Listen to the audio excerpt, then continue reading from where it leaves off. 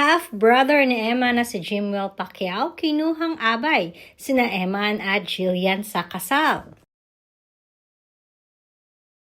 Usap-usapan nga sa mundo ng showbiz industry ang tambalan ngayon ni Jillian at Eman Pacquiao. Lalo na't madalas silang magkakasamang dalawa sa paggawa ng mga projects ngayon.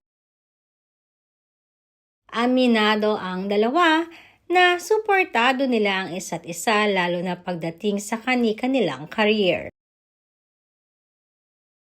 Kaya naman ngayon pa lamang ay madami nang excited na makita silang magkasama sa mga TV programs at madami pa din ang humihiling na sana nga ay pati na rin sa big screen sa mga susunod pang projects nilang darating. Samantalang napag-alaman naman ang aming source na madalas di umano ang naging pag-uusap ngayon ng half-brother or half-siblings ni Eman na si Jimwell Pacquiao.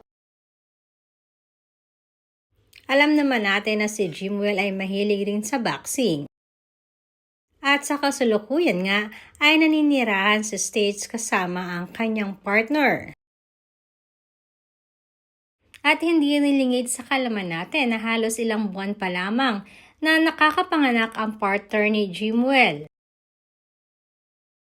At ngayon nga ay sinasabing pinaplano na nilang magpakasal at gawing legal ang lahat.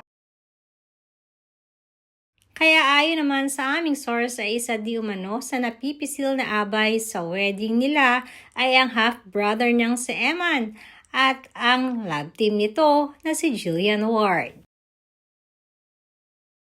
Marami tuloy ay nagsasabi na hindi naman di umano ito malabo dahil tahasa naman ang pagkagiliw ni Manny Pacquiao kay Jillian para sa anak niyang si Eman.